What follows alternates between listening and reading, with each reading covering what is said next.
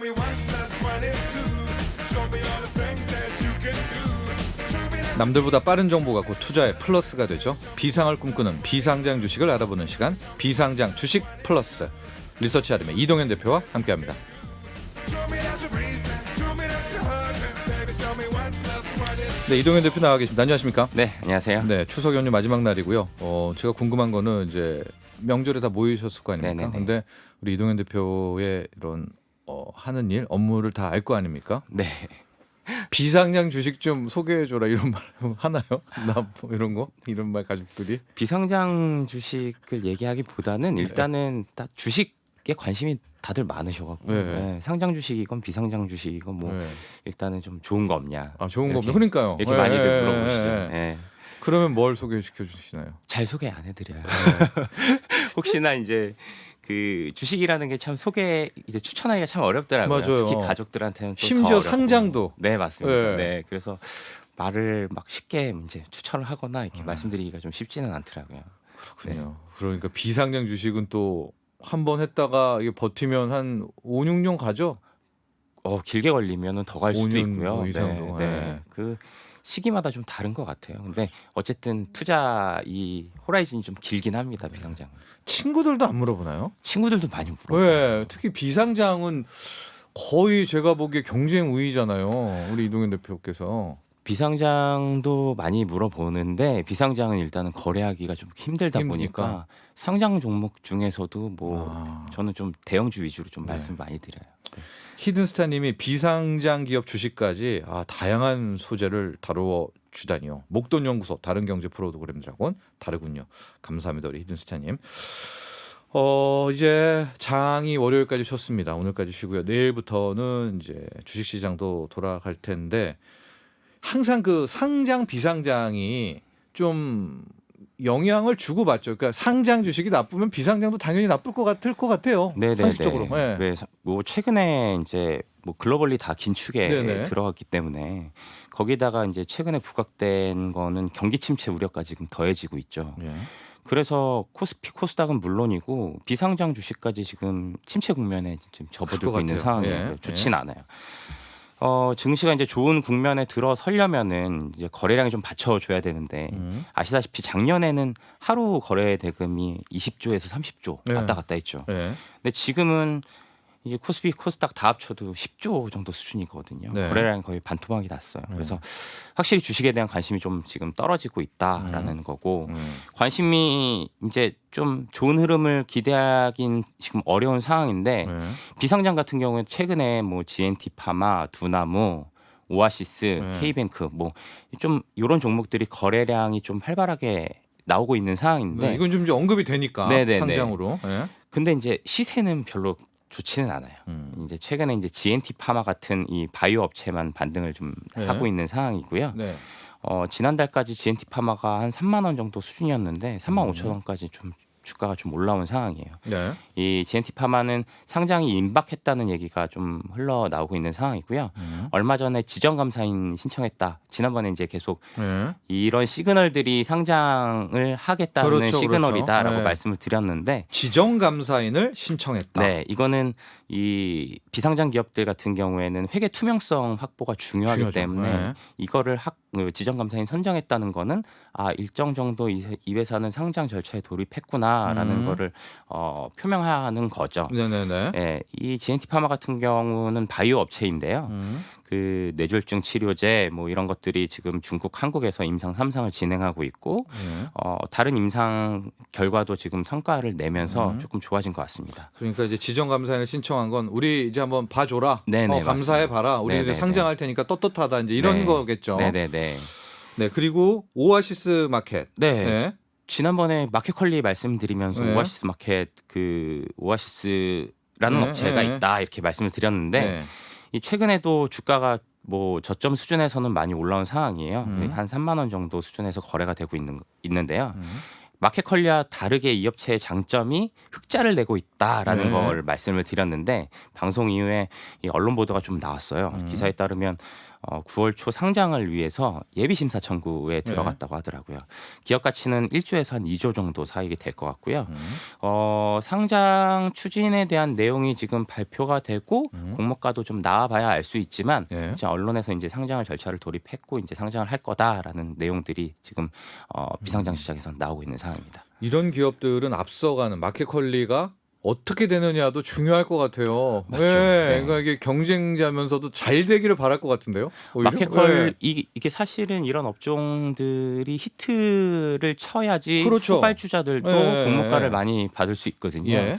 그래서 마켓컬리가 최근에 좀 톤 다운돼서 분위기가 좀 깔아앉긴 했지만 그래도 네. 상장하고 나서의 시세나 이런 것들이 중요할 것 같아요. 오아시스에도 네. 영향을 줄 거라고 보여집니다. 네. 자, 또 추석 연휴가 끝나고 나서 주식도 주식이지만은 많은 청취자분들 중에서도 옛날에 그 영광, 공모주의 그렇죠? 네. 되기만 하면 그냥 네. 뭐 30%가 뭡니까? 뭐 150%는 그냥 먹던 이제 그 시절을 좀 생각을 하면서 또 이 비상장 주식에 대한 관심들이 있을 것 같은데요. 연말 내년에 좀 상장을 될 수 있는 것들 이런 네. 거 한번 우리 정리를 해 좀 볼까요? 일단은 올해 말이나 내년도에 IPO가 예상이 되는 시가총액 큰 종목들이 네. K뱅크, 뉴스에 많이 나왔죠. 야놀자, 음. 현대오일뱅크, CJ올리브영 같은 좀 익숙한 업체들이 있는데 네. 이 올해 말이나 내년쯤에 상장을 한다라고 예상을 하는 종목들입니다. 근데 사실은 이런 업체들이 굳이 회사가 돈이 막 필요하지 않으면 네. 시장 상황에 따라 상장을 연기하기도 그쵸. 하고 그래요. 네. 예. 그래서 일단은 발표는 예상은 하고 있지만 그때 좀 가봐야 될 것 같습니다. 현대오일뱅크도 네. 뭐 계속 한다 하지만 이제 할 때마다 시장을 좀 보는 것 같더라고요. 네, 맞습니다. 예. 근데 이 현대오일뱅크가 상장을 시도할 시점마다 예. 이거는 글로벌 증시가? 이 글로벌 증시뿐만 아니라 화학업체, 특히 정유업체 실적이 좀 안 좋았었어요. 예. 근데 이제 최근에 정유업체들 실적이 굉장히 좋지 않습니까? 예. 타임리하게 이번에 상장을 뭐 하게 될 것 같아요. 음. 이 얼마 전에 또 이제 상장 예비 심사 승인받은 업체들이 있는데 이거는 거의 앞서 말한 뭐 K뱅크, 야놀자, 현대오일뱅크, CJ올리브영보다는 더 빠른 거죠. 네네네. 상장에 빠른 예. 길을 가는 거죠. 예, 예비 심사 승인을 일단 예. 받았으니까요. 예. 골프존 커머스와 골프존 카운티가 있습니다. 이게 상장에서는 골프존 뉴질 홀딩스라는 업체가 있는데 이 회사의 계열사들이에요. 그 골프존이 네네 맞습니다. 골프존? 예, 스크린 골프 저 유명한 곳이잖아요. 예. 이 골프존 커머스는 온라인하고 오프라인에서 이 골프 용품 유통하는 회사인데 이 회사들의 실적 성적이 굉장히 좋더라고요. 네네네. 뭐 중고 거래하고 그 용품들 네네 맞습니다. 유통하니까 네. 그 전 세계적으로요 골프 인구가 다 줄어들고 골프 시장이 축소되는데 우리나라만 대한민국만 네네. 골프 인구가 늘고 와 이거 진짜 왜 그럴까요 우리의 MZ들? 일단은 요즘에는 사실 뭐 부동산에 대한 기대감도 없고 네. MZ 세대들은 사실은 소비에 좀 초점을 좀 더 맞추는 코인도 이제 예, 다 포기하고 상황인 것 예, 같아요. 예. 특히 코로나 때 또 골프가 엄청 유행을 했죠. 네. 예, 야외에서 좀 즐길 수 있는 유일한, 스포츠다 네. 보니까 예. 그래서 2019년도부터 2021년까지 이 골프 시장에 예, 골프존 커머스 이 골프존 업체가 커머스, 예. 연매출 성장률이 무려 한 40% 정도까지 나왔어요. 이때가 코로나 때 아닙니까? 네 맞습니다. 네. 코로나 때예요. 딱 코로나 때 매출 성장률이 크게 나왔어요. 40%씩. 네네. 네. 이 지난해 매출액이 3,100억 정도 수준이었거든요. 이 골프 유통업체에서는 국내 1위고요. 예. 성장세가 워낙 빠르다 보니까 시장에서는 이 기업 가치를 한 조 단위로 예측하는 것 같습니다. 네. 골프 인구가 계속 늘어날 거라는 기대감이 아직까지는 좀 남아 있는 상황이고요. 특히 이제 8월 22일 지난 8월 22일 날 또 다른 계열사인 골프존 카운티도 예비 심사를 통과했거든요. 여기는 골프장 아니에요? 예, 여기는 이제 골프장 사업자. 아 골프장 사업자. 네, 아. 전국에 이제 18개의 골프장을 운영하고 있는 회사고요. 네. 이 회사는 기업 가치는 시장에서는 약 한 2조 정도로 예상을 하고 있는 상황입니다. 이 골프 관련 기업이 동시에 지금 2개나 상장을 하는데요.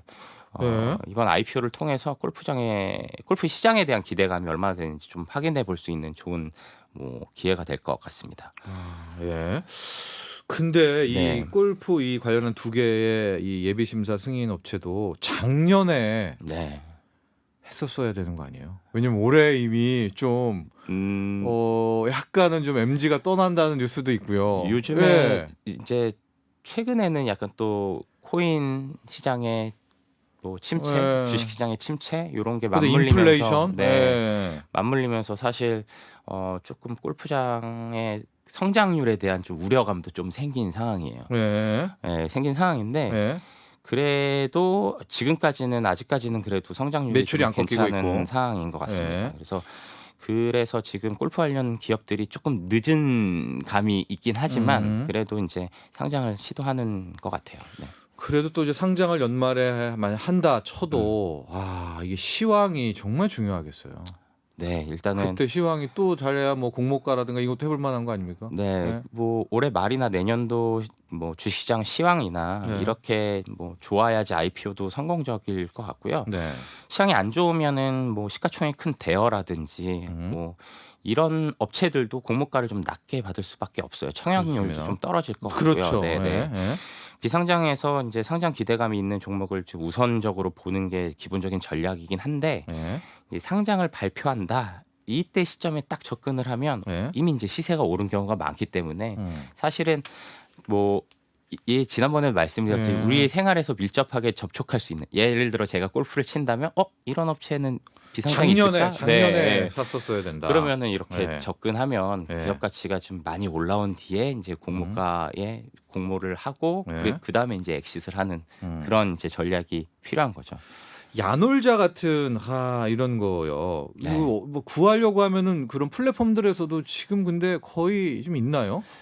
지금 뭐 CJ 올리브영 이런 거요. 네, 이제 증권 플러스 비상장 이 플랫폼이 있는데요. 네. 그 플랫폼 내에서 야놀자, K뱅크 이런 업체들은 다 거래가 돼요. 현대오일뱅크 같은 것도. 그 물량은 그럼 누가 푸는 거예요? 그 물량은 사실은 구주가 나오는 경우도 있고요. 이제 그렇죠. 네. 예전에 이제 지난번에 말씀드렸던 것처럼 이 스톡옵션 시장이 활발하게 열리면서 이런 네. 물량들이 이제 실제로 비상장에서 거래가 되기도 하고 이런 경우가 많습니다. 네. 스톡 옵션을 받으셨던 그 누군가. 네, 그 누군가가 있겠죠. 어. 네, 그래서 이제 그런 물량들이 비상장에서 거래가 되기도 하고 네. 뭐 그런 것 같아요.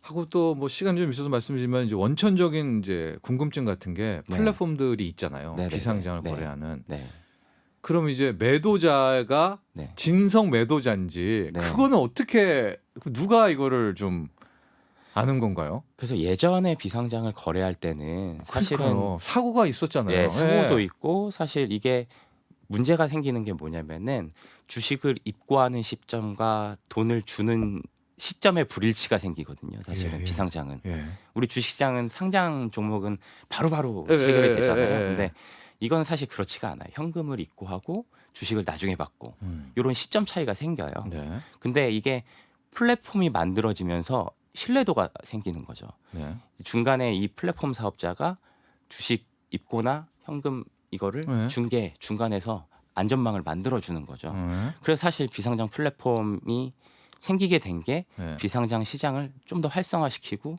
신뢰성을 확보하는 좋은 계기가 되는 거죠. 네. 그래서 뭐 사실 그러면은 비상장 거래할 때도 사실 저희가 이제 안전하게 거래할 수 있죠. 이제 뭐 네. 예전에는 그런 사기를 당할까봐 약간 그러니까요. 두렵잖아요. 두렵고 네. 이게 또 돈이 비상장은 또 이제 돈이 금액 자체가 사이즈 자체가 좀 큰 경우가 그쵸. 많거든요. 왜냐 팔려는 사람도 네. 블록딜이나 빅딜 하고 네. 싶겠죠. 한두 주 팔게 했습니까? 네, 네, 자기 그렇기 물량은. 때문에 네.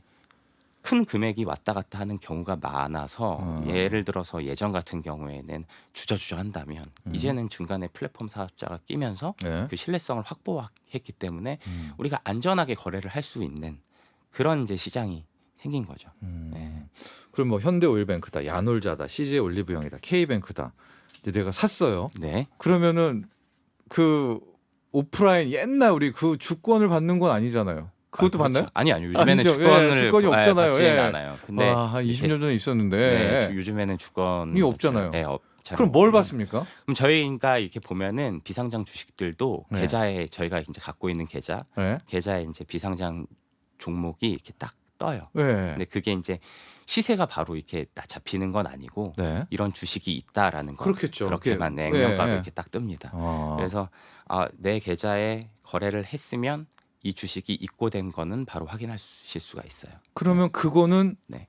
그 플랫폼이 네, 중간에 중간에 있는 플랫폼이 건가요? 중간에 아. 이제 그런 역할들을 해주는 거죠. 안전하게. 플랫폼의 신뢰도가 되게 중요하겠네요. 그럼요. 네. 가장 중요한 거는 플랫폼 내에서 그런 사고가 없어야 되고 네. 플랫폼 내에서 그런 걸 안전하게 할 수 있는 뭔가 장치가 완벽한가 네. 그런 게 이제 예전보다는 점점 또 상황이 나아지고 있는 제도상으로도 제도상으로. 네. 네. 뭐 일반적으로 지금 비상장 플랫폼이 증권사랑 연계를 해서 예. 그런 신뢰도를 점점 구축해 놓고 지금 그렇게 거래를 하고 있는 상황입니다. 알겠습니다. 자, 오늘은 여기까지 하도록 하겠습니다. 지금까지 증권 플러스 비상장과 함께하는 비상장 주식 플러스였고요. 리서치 아름의 이동현 대표였습니다. 감사합니다. 네, 감사합니다. 본 방송은 투자 판단을 위한 조언일 뿐 투자 결정과 결과에 대한 책임은 투자자 개인에게 있음을 알려드립니다. 정철진의 목단 연구소